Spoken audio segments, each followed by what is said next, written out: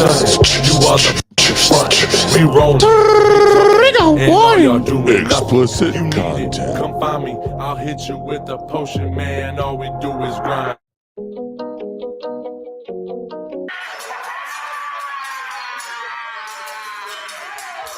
Morning, ladies and gentlemen. It's your morning cup of tea. Don't tell me what, tell me who. And Yep. brain jerk fellas, pillars of the community. I'm honored to be here, Yep. but They're the Wu-Tang Clan as shit gets deep. Their actual superpower is something called the synchronicity wave.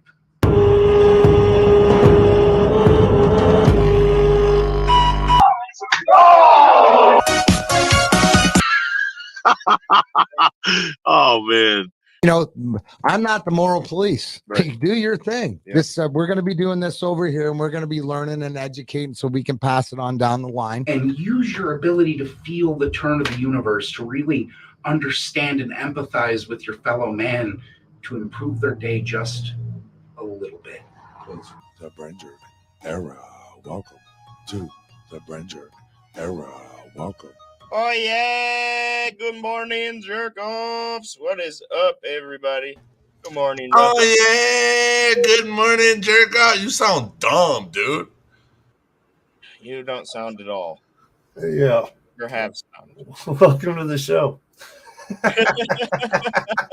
Hey, Gary, what's going on, brother? Oh, what's up, Blind Neil? Good morning, Michigan native. Good morning, everybody.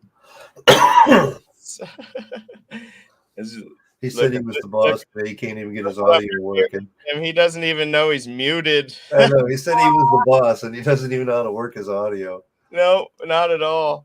Good morning, Kristen. He says, bye, T. Everything I fucking said wasn't said? Nobody heard anything you said. Oh, man. Because I took your sound. Dude, I don't even know what I said. Oh, well. I want to point out that Night Train is one of the smartest guys I know. Duh. I think just from life experience, he's seen the name of the ant today, the Earth Dweller, and he said, sounds like a suicide ant. And I was like, this son of a bitch. This fucking son of a bitch, dude. Was it just the name? Yeah. The Explodens in the name? The Mandela effect has no effect on me. Dude. He ain't throwing my ass off. Hell no. So my wife said she went to fucking work last night, went all the way to the Febreze aisle, and then she fucking literally took a video of it, and she said, I swear to God, yesterday they had 2 E's. I swear they had 2 E's in between. I was like, babe. Dude, it's funny because I was watching something on Facebook or this or that, and a commercial come up with Coca-Cola on it, and there's a dash between the Coca and Cola on them fucking, and they're like, they were advertising for like old signs and shit like that they had and whatnot. I'm like, dude, now I'm torn. Which way is it? Yeah. Are those real signs or are those fake? And here's the thing about That's what the Coca-Cola thing, I can change my logo at any point in time. Just and logos have changed throughout. Logos are branding though, and that's part of the trademarking, and that's the whole thing. By changing your trademark or your brand, just that little dash changes your whole branding completely. You have to read trademark. You own your branding. Yep. By keeping it exactly the same, you keep your branding all the way through, and nobody can clone it. It's better for trademarking. Dude. I agree. That's why we have a second. We have a second logo. We just haven't really put it out there. I mean, you guys have seen it once or twice, but Listen. That secondary. Honestly, it reminds me of like a retro. So I call it our retro alternate logo. I think like the logos is cool. I think if you put that secondary logo out, like that can be considered not fan art, but because you made it. But it can be considered like, and then other people try to fucking, this is what Brain Jerk looks like to me. I just need to fix the font, and then I'm ready to put it on shirts, dude. I'm cool with it. I would like that. I would like a brain jerk logo in the front, or that one in the front, and then a brain jerk in the back. We've got multiple designs now. We've got like 3 or 4 or 5 different T-shirt designs now that just are for brain jerk alone. Yep. That's Night Train. I need you to help me get my father-in-law one of those. Dude, I just went to the thing and it was on there. Yeah, straight to the website. Morning, Dougie. Same thing with the hoodie. I just went to the website and grabbed them. Oh, really? Yeah. Just smoke and toke. How much was the hat? That was possible. How much was the hat? I don't know. I'll have to look. It was like $25-$30. Yeah, I think it was like 65, something like that for the hoodie and the hat, something like that. So the hat might be $20, $25. Yeah, that's fucking dope. Because I want to get just a regular logo. $20 for a hat is a fucking pretty good deal. Right. I know, especially with a logo on it. You go to those snapback fucking stores, you're gonna pay $60 to $100 for a hat. Good morning, Doug. Good morning, my It's lord. Doggy. I said Doggy. What's up? What's up, Hi, Doggy? Dougie. Good morning, Lilo Redbeard, bro. He said goodbye, T. Good morning, squirrels. Good morning, Robert. Hello, squirrels. Hello, squirrely squirrel. What'd you do yesterday, T? Work? Me and Robert did our actually no, Randy helped a little bit, but me and Robert upped our average up a little bit. We are officially the best fucking weighers in this side of the Mississippi. Hands down. 52 pounds one day. You know what's weird? I think What? it's weird. What? The only thing different is I put a new chair in here and my whole screen looks like You look like you're sitting up more. The other chair was less. It was more of my face. You saw more of my face and a little Yeah, bit because it was my whole shirt, which is weird to me because I didn't expand my screen at all to do that. You just sat up higher in a chair. Here and I'm sitting in the same spot. Because look, dude, if I go up. Hi, my name's Josh, and I'm here to interview you. How do you work a cash register? I never did it, ma'am. I've never done that in my life, man. Dude, telling the truth has got me the farthest I've ever got in my life. That's the truth. That's the honest truth. That's the real truth. Let's see this. Oops. $20 and shipping. Probably. Is it only the pumpkin? That's just the one there. That's just the pumpkin. Do one with the Brain Jerk logo. Hold on, let me go back to the main. See, they've got all kinds of different stuff. Oh, that's sweet. There's no hats for the... Send me that link, my Night Train, in my private chat, please. Caps. I like that one, kind of. I like that trucker hat with the white mesh on the back. This one? Yeah. That's the logo that's on it. I want the regular fucking Brain Jerk logo. There it is. There it is. $18 for that bitch? $24 for that bitch? I definitely need some bucket hats. A bucket hat, a Brain Jerk? That would be kind of sick, bro. Hey, look at us. We're over here looking at our merch like, I should get that. I should get that. No, it's like, dude, this is your guys' merch. You guys don't have this stuff? My father-in-law wants one. He likes wearing hats, and he said he wants a Brain Jerk hat. I just gotta ask the wife if she wants he wants a fucking trucker cap or a fucking fitted cap. Maybe he wants a beanie. Look at these shirts. Whoa. Hi. Oh. Night Train's double dutching on the fucking screens and shit, bro. Yeah, I see Night Train's screen right now. There we go. He's I had to drop the share. MySpreadshop.com. Good, because I'm going to take that comment and fucking... Can I copy that comment? You have to go to the YouTube to do that. See, I'd bring it up and lock it into Facebook, but that's going to screw it. Well, Maybe it's That's gonna be really cool. Yeah, bring it up. I'm cool with that. I might get one of those ASAP. Now I got this site and it's favorited. ASAP Rocky. Now I can put it on the actual. Yeah, in the description down below. Now on YouTube. Now we can actually get merch. What? You'll sell more merch at least. That's part of that thing that we were talking about with you know, in your interview with your yeah, I can't even think of the name now. Oh, my dad? No, from Pillar Talk about branding and getting your name up there with Instagram. You know, your fans only page and whatnot there. Yep. T-Rup, yeah. That conversation. Yeah. Getting your name out there, getting your merch out there. That's Ann Craig. Yes, there you go. Yep. Flashback. Thank you. That's what I couldn't get flashback out. He said, dude, you know, you were talking about selling your butthole, dude. That's how you know Night Train knows what's up, because all T-Rup did was say her name, and she's like, yep. Yeah, right. Oh. Crazy 23, good morning, gorgeous people. How is everyone today on this terrific Tuesday? Well, it's terrible. Good morning, Twisted. Share it out. What up, Doe? What up, Doe? This is about to turn into Terrible Tuesday after this sponsor spot. So terrific or terrible? Who knows? Terrifically terrible. For a terrible Tuesday. 8 Mile Vodka, premium vodka, official sponsor of the Detroit Pistons and Brain Jerk Entertainment. Best in the world. 2021 SIP Best Award in the gold world. medalist. Best in the world. Go visit 8milevodka.com for more information.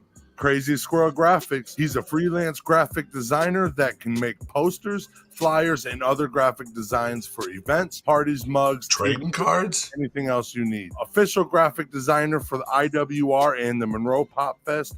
Go check out Crazy Squirrel Graphics on Facebook. Pro Wrestling Edge. 5 wrestling fans, Dan O'Mac, Brokowski, Nick DeGooch, Big Kaz, and Jaybird talk about wrestling and more. These guys bring a different edge to pro wrestling. Go check out the new beginnings at ProWrestlingEdge.com. We Handle Candles is a local business dedicated to making your home or your business smell outstanding, offering great scents and even better moments. We Handle Candles. Visit them on Facebook and Instagram. Instagram, sir. So on this today is Terrible Tuesday, where T-Rup brings us a terrible event in history, whether it's fucking from the 1800s or recent 90s, the 2000s. If it's terrible, if he's a serial killer, a mass murderer, or whatever, someone terrible. Or in this case, he's an angry college student that thinks the government's out to get him. Boom. This he didn't say this time period. This has happened in the 2000s, the early 2000s, right after 9/11. That's the middle 2000s, buddy. That's the 2010s at that point. 2001 and 2. What would you call that area? You know, we call it the 20s. I call it the early 2000s is the first 10, and then 2010s is the second 10, and then 2020s. Yeah. You go by decade. Fuck. I'm sorry. That's what I thought. Just like the 60s, the 70s, and the 80s, and the 90s, and the 2000s. Back in 1910. And then the 2010. Makes me feel younger when he does it that way. What up, Coach? I am a half 100 a year old, you know what I mean? Wow. Shit. You start talking sense, and I'm like, oh shit, now I'm almost up there. Holy shit, dude. 5 decades ago, I was here. 20 years ago. I was a piece of shit 20 years ago. I didn't even know what the fuck to do. No, you had a couple kids already by then, didn't you? I had 5 kids by then already. Oh boy. Oh yeah, you were 30 20 years ago. You were my age. Hey, What's up? Tell me what this segment's called. Terrible Tuesday. Thank you. Why? Great enthusiasm. Hey, welcome to Terrible Tuesday. Welcome to today. Terrible Tuesday. That's pretty terrible. That's pretty terrible. Do it again. Terrible Tuesday. I love that. Terrible Tuesday. All right. So this Terrible Tuesday, we're gonna Audio clips. go after the smiley face bomber. Okay. It's weird. It's weird, right? His name was Luke Helder. I mean, Yeah. His name was Luke Helder. Okay, I'm gonna give you a little info on this kid. This is I even called Josh and said, I don't really think this is that fucking terrible, but it's something. Right? He's a college student at Wisconsin. He studied art, and he was also a lead singer to a college grunge band. His favorite person in the world was lead singer for Nirvana, Kurt Cobain. He was locally successful. I'm not half the man I used to be. Hey Keith, you can't eat food, bro. You can, Keithy, good morning. You can hope I have a fantastic day, but you're gonna have a shitty day the 27th. I promise. So, he was locally successful in his college grunge band, and they actually funded their own CD. But they had like a Tool, kind of like a backyard Tool sound. Josh, he was the lead singer, lead guitarist. There was a bassist and a drummer. Helder was a quiet and polite student, and his teachers and his cohorts loved him. Like he was a good guy. He was never, he did have some beliefs that the government was trying to hold the whole world down. But I mean, everybody back in that day was all like, man, fuck government's fucking us over. Everybody. So Luke Helder, Says that always. Right. Luke Helder, like all grunge band singers, didn't like the government holding him and his people down. Fuck the man. And he was man. Yep. And he went on rants, and he would get into politics class, and he would actually do really good arguments. Teachers said he formed really good arguments to his facts, but it was ultimately put down as like hatred towards the government. It was, he bought a mobile phone and carried hundreds of dollars on him at all times. In 2001, this is when it started. He carried a couple hundred at a time. Just, he would always have hundreds and hundreds of dollars. 500 to 300 to 500 at all time, right? And they didn't know why. And he would always keep coming back to his house to get more money and leave again, right? So one day, he went away, wrote a note to his roommate, his college roommate, and he said, I'm going to go stay the night at a friend's house tonight. And then the next day, he must have came and grabbed his shit while his roommate was at school, and he came and left another note to his roommate. He took a lot more stuff this time, he said on the note to his roommate, I'm leaving for 2 days. Watch the news and act accordingly. That was all he left to the kid. I'm leaving for 2 days. Watch the news, act accordingly. So, he thought it was weird, but he didn't say nothing about it, didn't call nobody's parents, didn't tell the school or nothing like that until 18 pipe bombs were found around the United States. The first 6 of them were in Iowa and Illinois, and 6 people, actually those 6 bombs went off, and it shredded arms. They were pipe bombs filled with nails and nuts and bolts. Random metal objects. So, one question I got. Old school pipe bombs. Yeah, keep going. What? I got confused a little bit, I never heard of a place called Illinois. Illinois. You're a piece of shit, dude. Illinois. Keep going. I meant to say only noise, but I said ill. Only noise. Like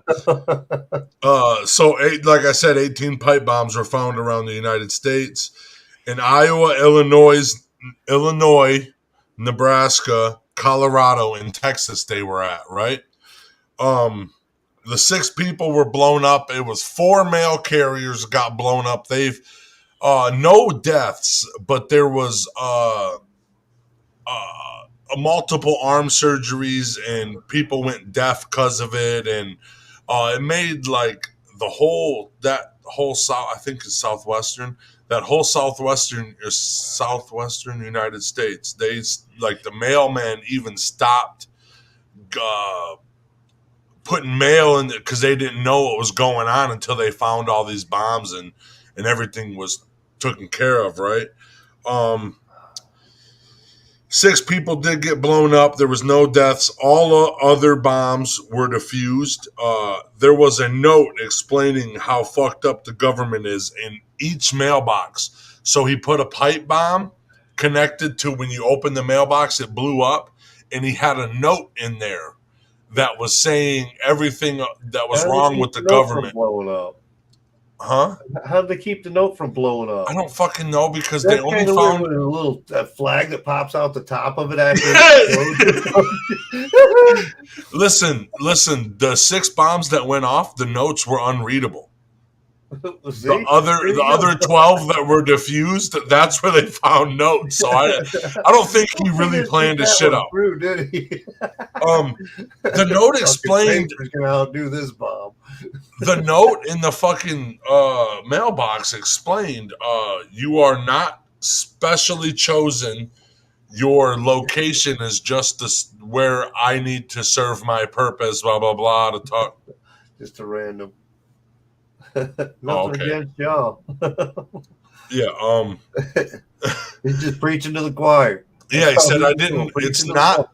I'm sorry if you get hurt. It's not to kill you. It's not to injure you. It's to say I didn't want you to get hurt. I just wanted to send a message. Right.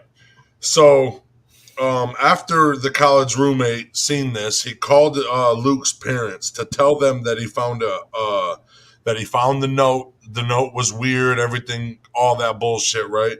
And then he also found a bag with bits of pipe, black powder residue, nails, and a funnel in it. So he had one of his, but that was the first, when he was first trying to make pipe bombs. So he was just buying bomb material every time he was going to re-up that money. And he was making pipe bombs and blowing them up to see which one. Some kind of construction guy. Yeah, he was buying all them damn nails. Yep. Wait, are you into carpentry or are you into plumbing? Which one do you need today? You need pipes or you need nails? So Mr. Luke Helder, his dream was to go. He wanted to get caught looking at the ocean. He wanted the cops to catch him while he was looking at the ocean, just chilling, right? But he went on the run, and like all college students, he ran out of money, so he called his mommy and daddy. The mommy and daddy were working with the FBI already because my baby wouldn't do this. Right. Luke went on the run, and he slipped up using his phone to call his parents. The FBI answered. He hung up the phone, but it was too late. They had they caught him within 50 miles of where. Quick. They caught him within 50 miles of where he called from. They just rushed there. It doesn't sound like you need a whole minute to get tagged anymore, people. Right. So after a 50-mile car chase, before he got caught, they had a whole entire hostage situation, right? Well, yeah, you might have a bomb, dude. Nobody wants to get hurt. Yeah, they had a whole entire. You know who the hostage was? Luke Helder was holding a hostage, and his name was Luke Helder. It was him. He put a fucking shotgun to his face and was going to say, I'm going to fucking end it. And they brought a motherfucking hostage negotiator out there to get him to not kill himself. They wanted us to pay for all that time in jail. Yeah, one bystander said he was like, sentenced properly. We wouldn't want him to just like, oh yeah, he blew his head off. He was innocent, dude. I'm sure. Our government is. He proved his point, didn't he? So, Robert, you need to get over here, bro. Yeah. So listen, a bystander that the news was there. This didn't air on the live television, but there was a hostage negotiator, and the dude was like, all this government money for a hostage negotiation with a dude that's a piece of shit gonna kill himself. Let him kill himself. One small incident will save a lot of problems, and that never aired. But the video footage is not nowhere, but it says in a quote at one of them. He's like, dude, just let him do it, bro. It's solving a lot of problems, right?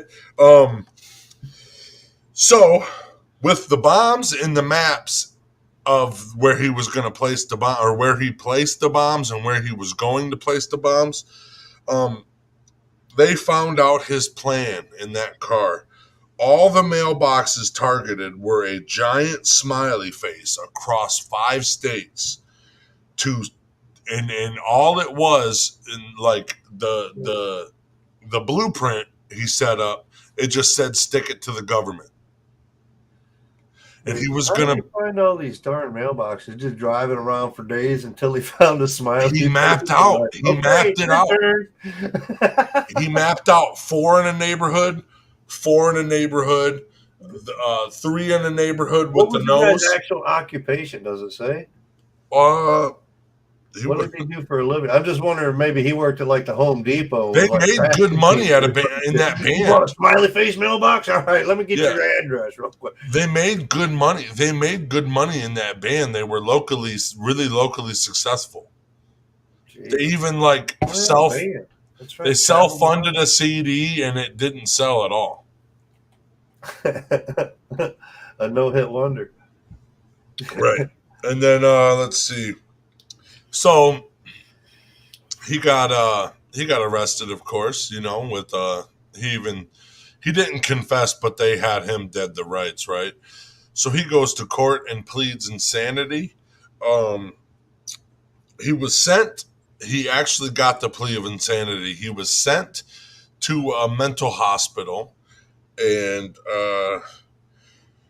every couple of years since then, he's still in the mental hospital right now, locked up. And every couple of years they bring him out and reevaluate him because they are not letting him go out to the real world until he spends life in prison. So they're not letting him out, period. They're just trying to get him life in prison to find him mentally stable enough to go to prison for the rest of his life. They said they won't release him until he goes to prison. The only way he gets out of the hospital is if he goes to prison for the rest of his life. And that's it. Because the only reason why, another thing about the smiley face bomber, the only reason why they were calling him clinically insane is because he was calm and smiling the whole time that the trial was going on. That's where he got.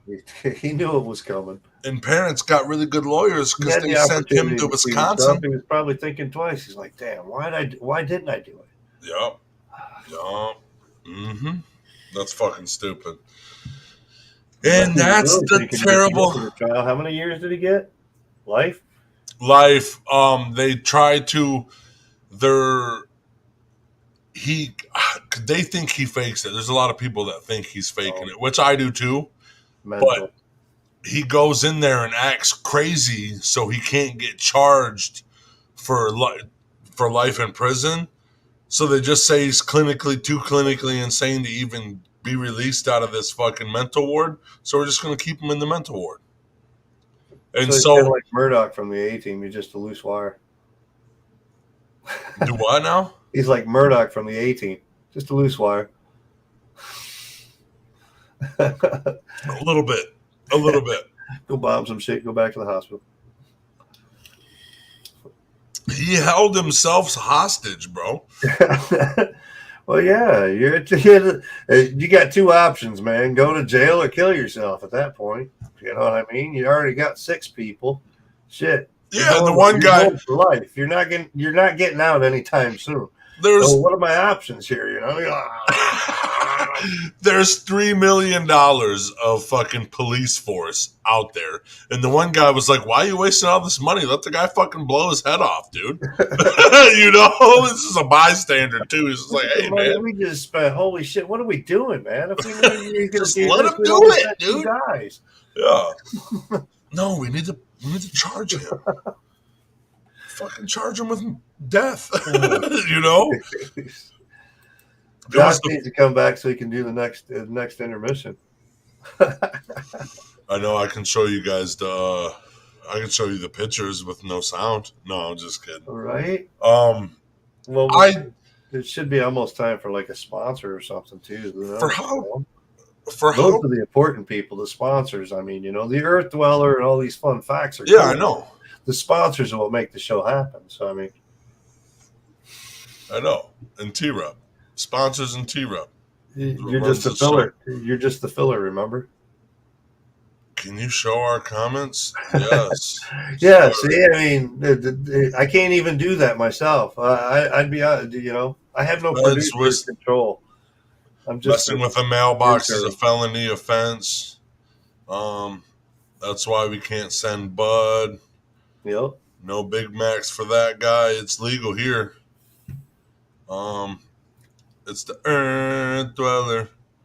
Happy T-Bomb Tuesday, Elena said. That's why she's saying that. You missed the last like 30. Uh-huh. I'm sorry. Josh, the leader of the show.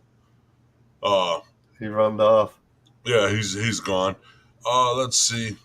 I guess we'll get to the spotlights after the Earth Dweller or the whatchamacallit sponsors after the Earth Dweller. But this is the Earth Dweller of the day, people. It's the Earth Dweller of the day. This is the Earth Dweller of the day. This is the Earth Dweller. See what's walking in this earth. Okay. What? This is the Earth Dweller of the day. What? Okay. So let's talk about this now. This is the This is the Colobobsis Explodens ant. And Night Train was way, way too right by saying this is like a suicide bomber this is ant. A crazy little ant, dude. Because they're smart as shit, TD. I was reading up. There's not. They just found them. They just found these things recently, and so scientists exploring the Borneo jungle have just discovered this species, which dwells in the treetops. And the most intriguing ability to this ant is very, very, very unique. It explodes and showers toxic yellow goo on its enemies when it is threatened. It explodes, Papa. Oh yeah, that ass, ready? That ass, it explodes. And it's not good what it explodes with. It is ultimately a suicide defense, for it also explodes the ant's whole body, the entire body, and it ultimately leads to its own demise. This is the first new species of ant found since 1935. Good morning, says Squirrels to Elena. The enthusiasm on that one really sounded off. But the small reddish ant was discovered living in the treetops of the Borneo by a team including Alice Lacini, an entomologist with the Natural History Museum in Vienna. She described how the ants would detonate itself to save its whole entire colony. So if a big bug comes up and starts threatening the colony, these ants got something to say, right? The ant latches itself to a would-be predator. The ant latches itself to a would-be predator to itself or its colony. angling its ass directly at the attacker, and then they flex their body so hard that they tear their own body apart, releasing the fatal yellow substance stored inside. She explained the bright goo as not an unpleasant smell. It kind of smells like curry. So this is where they get curry sauce, everybody. The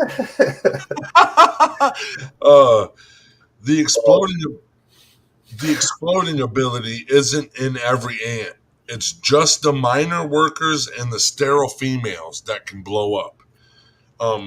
They explode to protect the bigger members of its colony. They would detonate when an intruding. They would even detonate when the intruding researchers approached. That's how they knew what it smelled like. So it's not very toxic to humans. I'm pretty sure it's not going to taste good. Pretty sure. I don't care if it smells like curry. It's probably not good on noodles. Okay. This suicidal tendency is relatable to bees when stinging, but it is called autothysis. That's what I meant. I'm sorry. And it's common in superorganisms like ants, bees, those colonies. You know, a million fucking organisms to make one superorganism. They work as a collective, and where the needs of a group are more important. Oh yeah. In superorganisms like ants, who work as a collective, and where the needs of a group are more important than the individual in a colony. So these ants, they just know what they got to do, bro. These are the frontline workers. I will say that there's not a lot of predators that get up to the tops of those trees, because these motherfuckers bore in the tops of trees, okay? And I don't know what would be worse, a fire ant or a fucking exploding ant. What would you think, Night Train? I would think that the fire ants, probably, because there's so many of them, they bite and this and that. A bunch of stuff that they're saying. A small squad of workers often stands at the entrances of the colony and touches every ant that comes in or out, apparently monitoring the movements of their sisters. The researchers also introduced a weaver ant, a natural predator of the exploding ants, to observe the workers' explosive response. Their whole body is filled up with these glandular sacs that are full of sticky fluid. This is from Miss Lacey that he was talking about earlier. When a predator touches a worker, the worker will often rupture, tangling the predator in a gluey mess and eventually poisoning it. This strategy of voluntary self-sacrifice makes evolutionary sense because the ants of the colony are closely related and the workers are sterile. Their way of taking care of their own genes to sacrifice themselves so that the rest of the colony can survive. During their research, the team realized that several elusive males, which have wings, are very rarely seen, were emerging from the nest and flying off into the rainforest. Males of exploding ant species are difficult to distinguish from each other, Miss Lacey said. Glimpsing them as they left their own nest was a stroke of luck, and she and the colleague ran after the newly fledged males, dodging through the trees, catching a few glass vials, which became part of the reference collection of the Explodens described in the paper. So that right there is a worker ant. Wait, I'll because you can see my thing now. This right here is the ant, the exploding, and this one is the ant that he was talking about. That's one of its main predators. And look, it just gets that goopy shit all over this ant, and it fucks it up, bro. Kills this mofo. Toxicity. T-Rub, is there another one with a P? What? Another ant? Proboscis? Colobobsis? No. Colobobsis? Yeah, it says Colobopsis. Is it Colobop? Colobopsis? same? Yeah. Listen. It's okay. Listen. I was trying to look up a video of it real quick. And I want to know whether it's the COLOBOP. same. Yeah. YouTube has it without the second B. What the fuck? It's the same thing. I know. I seen. Bringing it up. Did I ruined it? Licencias de Creative Commons, las cuales detallo totalmente en la descripción, hacen posible este pedazo de vídeo. Así que, después de la intro, comenzamos. Holy shit. I just want to see this motherfucker explode. Colobobsis. De hecho, Colobobsis es el nombre más utilizado para esta especie de hormiga. Y es que se han descubierto 15 a lo largo de los años con esta propiedad de explotar. ¿Dónde habitan? La curiosidad es que esta especie de hormiga tiene dos castas. Bloquear las entradas a los viejos de posibles atacantes. Para ello, emplean únicamente su cabeza. ¿Por qué? Tiene forma de tapón, como veis en la foto. Literalmente. Que es la de obreras, que son las que tienen la capacidad de explotar. Oh, you see it just pop? Vamos a centrarnos en esa capacidad, la capacidad de explotar y de ser hormiga kamikaze. Así que la tercera curiosidad no explota porque sí, sino que se suicida en beneficio de su colonia. En caso de necesidad, por ejemplo, si cree que una pelea está perdida, la hormiga espera a que el enemigo se acerque y cuando considera que está a la distancia adecuada, explota su veneno. Como he dicho, sí, en beneficio de su colonia. Nunca explota porque sí.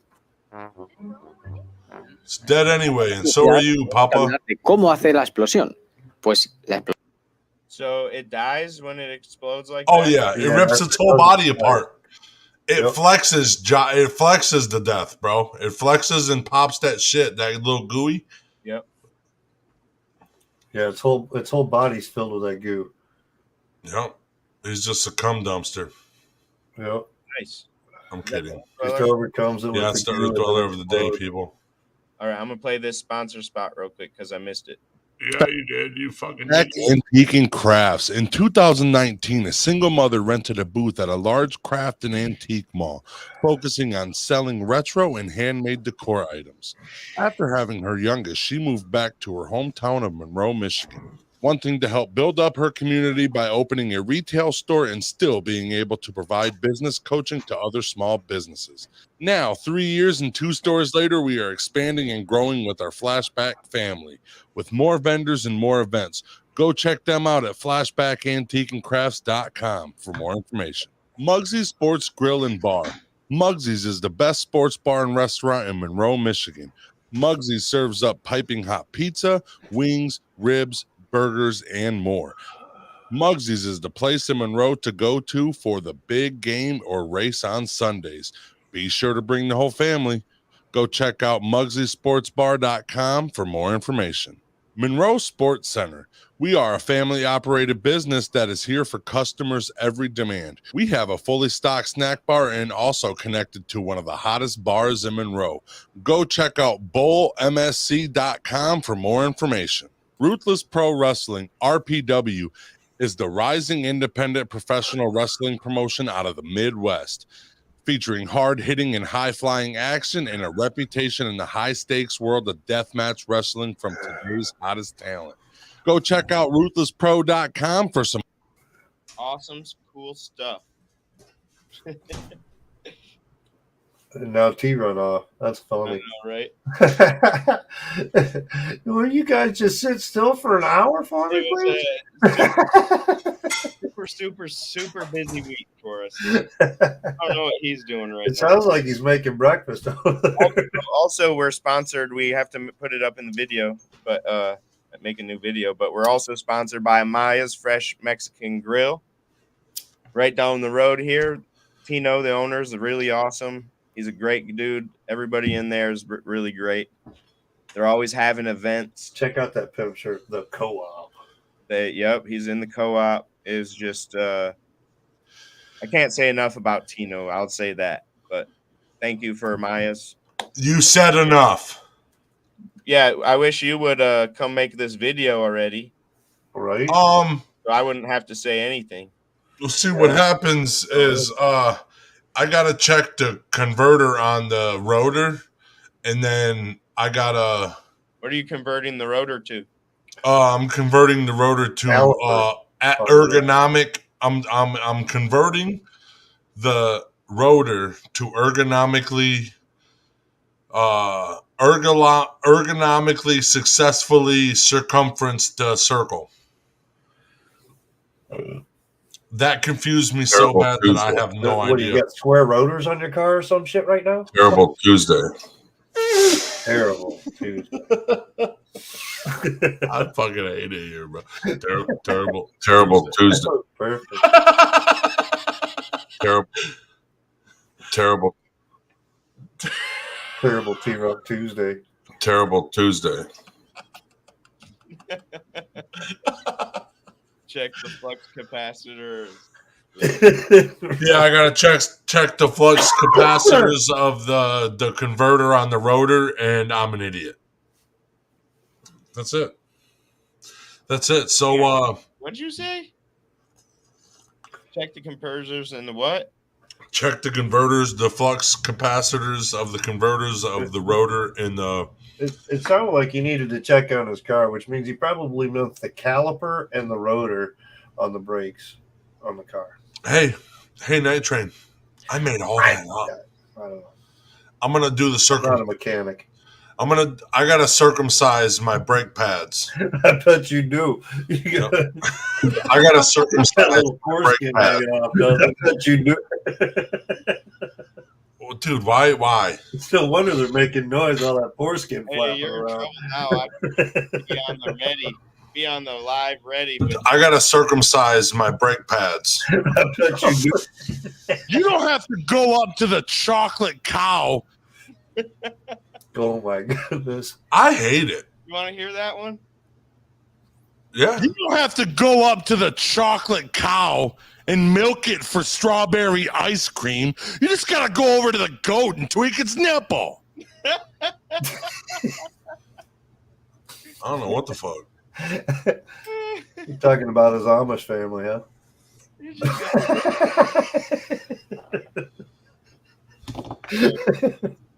Dude, I fucking hate it. I almost recorded over that because I didn't know what it was, and I'm so happy I didn't. Just gotta go over to the goat, tweak its nipple. You need to make sure you pull them files and save them so that you got them for like later use or whatever. You know what I mean? Yep. Circumcise my brake pads. Hey, why is your brake squeaky? I forgot to circumcise them. Sorry. It's okay. It's just the foreskin. Yeah, it's because they're square. They're not round. They're square. I don't get it. That's why it bumps so much when I come down the road. Square. We get nowhere on square tires, eh? I have no idea. See, we need a second half terrible segment. What do you got? Half? What else you got terrible? Usually the story, when I'm in charge, the story doesn't finish. Well, Earth Miller for that reason. You were gone. I started filling in, but then you came back, and we was kind of shuffling and all. Good job. You guys did great. No, this I'm telling you, this one was just one act, and I'm sorry because the other Terrible Tuesdays have been fucking disgusting, serial killers and shit like this. This dude just blew up a few people. I'm sorry, guys. So is that it? It's terrible though. He did it for a smiley face. He didn't even do it to hurt people. He did it just to say something to the government. Huh? Kayla Marie sounds like a personal problem. Yep, that you can't finish. Join the fucking club. 10 incredible facts about the 1979 Terrible Tuesday tornado outbreak. What? Yeah, let's hear it. Okay. Number 1, 13 tornadoes touched down in northwest Texas and southwest Oklahoma. This is extensive research on the April 10th, 1979 severe weather outbreak by Don Burgess of the National Severe Storms Laboratory reveals 10 incredible facts. Remind us why it will be forever known as that Terrible Tuesday. Number 2, the majority of those tornadoes were spawned by just 3 individual supercell thunderstorms. So it was just a small storm front that came Three through. storms built together to make Yep. this terrible Tuesday a storm. The Terrible Tuesday. The first and northernmost supercell preceded a tornado at around 3:05 p.m. south of Crowell, Texas. The same storm produced another tornado at around 3:40 p.m. that destroyed the southeastern portion of Vernon, Texas, causing 10 deaths. The storm then crossed to the Red River to produce 3 more tornadoes and produced a 5th and final tornado in Lawton, Oklahoma, killing 3. Fact number 4, the Vernon, Texas tornado was rated F4 on that Fuji tornado intensity scale. The Lawton, Oklahoma tornado was rated an F3. That's crazy because we don't barely ever see anything like that through the Midwest and up here anymore. Wasn't that? Dude, we're lucky to see a F1 too.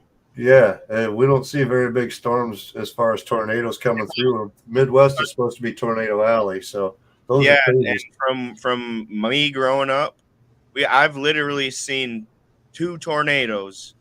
I've seen sirens and stuff all day long, but and that was from a distance. I've never been in the tornadoes. One hit Estral Beach one time where I grew up, and it went through my buddy's dad's window and almost hit him, almost trapped him on his bed. A branch came through. Yep. And then I remember the one in Dundee that it wiped out a lot of things. Yeah. In Dundee. I think that was only F1, wasn't it? I don't know.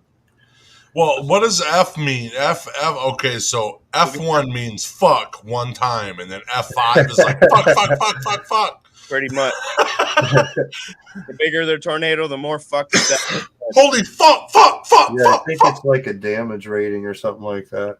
It's like an earthquake. As far as the intensity of the winds and whatnot. Funnel rating, maybe. It's going to fuck you up one Maybe time. it's funnel rating.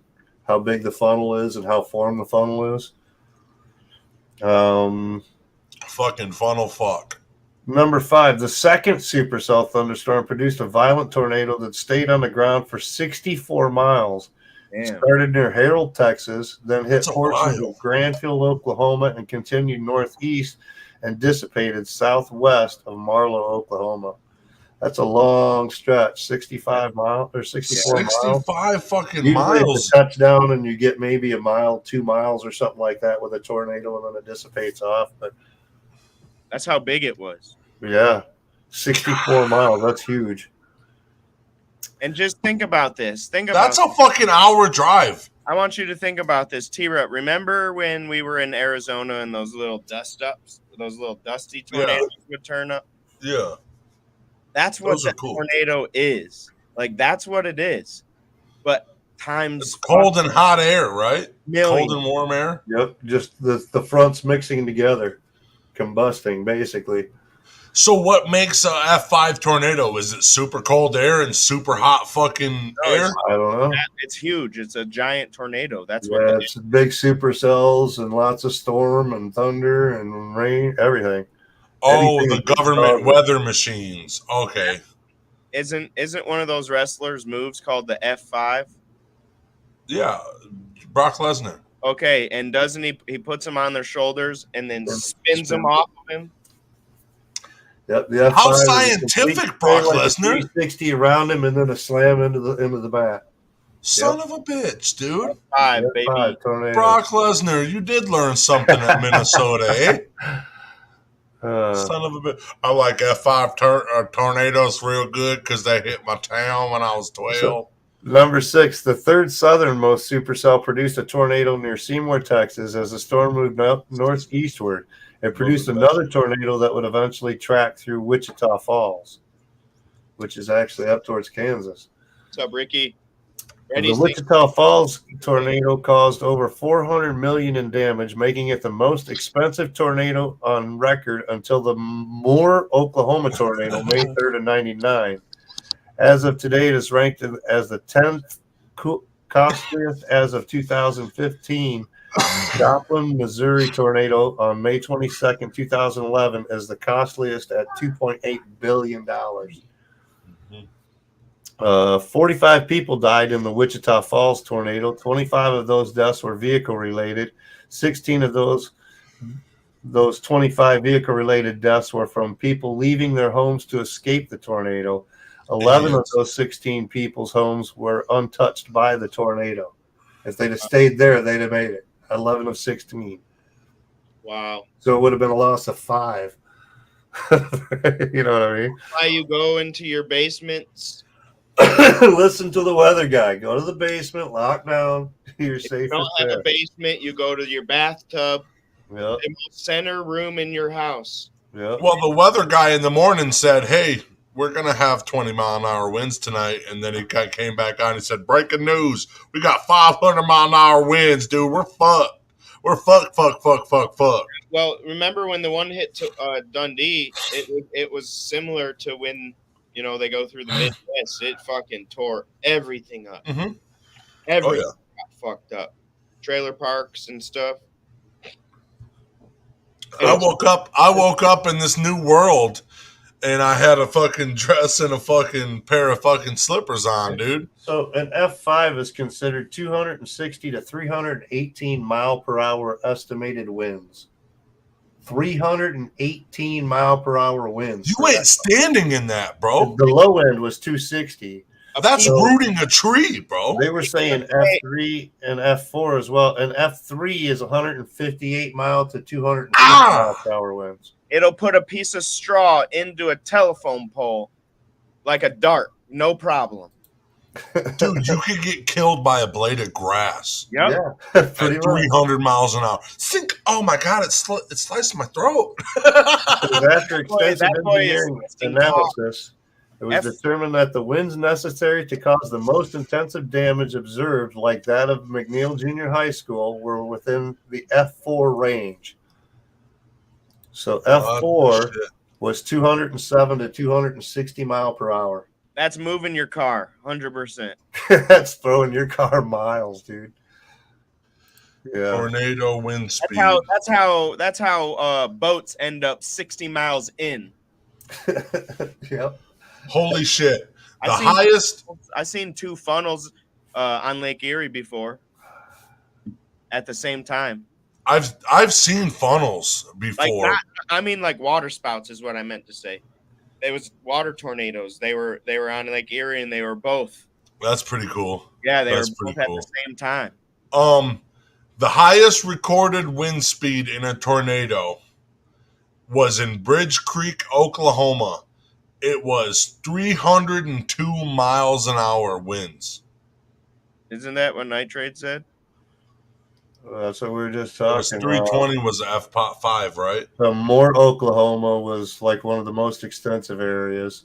So it was probably during that time. What year was that? What up, Sally Mon? Date of event, March 5th, 1999. Okay, so May 3rd of 99 is Moore, Oklahoma's tornado. So it's right around that same kind of time, a couple months before. Reddy says F2 landed a quarter mile from his house, cracked the house's foundation. So the final fact, as deadly as the Wichita Falls tornado was, it could have been much worse had it not been for the aid of storm spotters in the field reporting the tornado. Advanced warnings from the National Weather Service and the time to the tornado hit the city. Many schools were on Easter break. Had McNeil Junior High been fully occupied during the tornado, it is assumed that many more injuries and deaths would have been likely occurred. Dude. That's a lot of tornadoes, though. 10. What was it? Are you saying it was 9, wasn't it? I'm looking to see what the number was. 9 in one day, bro? 13 tornadoes touched down. 13 tornadoes. In one fucking day? In Texas to southwest Oklahoma. 13 tornadoes total. And that was in 1979 on April 10th. So we've had a lot worse since then, it sounds like. Damn. Oh, shit. The record of 302 miles an hour winds is the record holds as from 1996 to present. It holds. What? I'm sorry. Hey, sorry. the thing over there, Terrible. the record, it see it over there. It's this, and it holds until. You're right. Let's see. It's telling you how to judge wind speed, and I'm saying if. That. Oh, he remembers the super fast one. Yep. Hey, let me play this sponsor spot, and then we'll get back to whatever we're doing and say our goodbyes. Oh, okay. You buy Village Pizza Company. Using quality ingredients and homemade dough, their pizza is prepared with care. Their goal is to properly serve their community a simple yet delicious pizza with a smile. Go visit villagepizzamady.com for more information. KMK Creation specializes in personalized tumblers, rolling trays, vinyl t-shirts, and sweatshirts. Message KMK Creations on Facebook and let's make something for you. Welcome to the friendliest place in town. Little Brown Jug was established in 1977, offering great food and excellent service, and continue to carry on this proud tradition to this day. To this day! Come and see why they call them the friendliest place in town. Visit littlebrownjugmaybe.com for more information. We'll see you there. Taste Of is a show that features restaurants for more than just their food, but also their history and culture. Go visit the Taste Of group on Facebook for more. Nerdy Designs, Toledo, Ohio's premier design studio. They've been crafting websites, launching stunning brands, and making clients happy since 2007 with their prestigious craftsmanship, remarkable client care, and passion for design. To find out more, just go to nerdydesigns.com, the official designer for Brain Jerk Entertainment. You're muted. Yeah, you're Jerk welcome. Entertainment. I muted you because you thought you were muted and you weren't. Wait, hold on. Yeah, it'll probably work. So right now I'm not muted. I can hear you because your camera is set up for your thing. You didn't switch it over, huh? Yeah, you are. I did. No. It's not registering. You got to turn your camera sound off. You're off, so it's not registering camera sound at all. Hold on. Is it? It's not. It's muted. You can fucking hear me though. Yeah. But is it different from here to here? Is it a different sound? Tiniest bit. A little bit. It's probably just a cancellation, not a mute. It's picking up from both? Yeah. I'm gonna fucking quit. Maybe it's the one on his head. What's up, Manic? What up, Manic? Good to see you. Well, it's time to get out. I love you guys. I love you guys. We'll see you tomorrow for Wacky Wednesday. Gotta get ready for Weird work. Wednesday. Yeah, Daddy. Okay. Bye-bye. I gotta circumcise my brake pads. I bet you